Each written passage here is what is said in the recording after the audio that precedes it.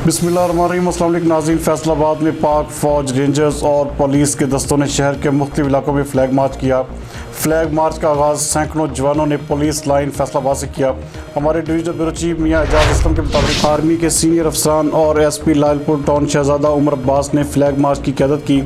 ये flag march Liaquat road, कचहरी बाज़ार, घंटा Ghar, Amipur Bazaar, Eidgah road, jail road, allied अस्पताल रोड, जनरल बस स्टैंड, जनाब क्लब चौक में किया गया, जबकि railway station Chowk, Abdullahpur, Jaranwala road, Madina town और समुद्री रोड और जंग रोड से होता हुआ फ्लैग मार्च वापस पुलिस लाइन में जाकर इख्तिताम पजीर हो गया।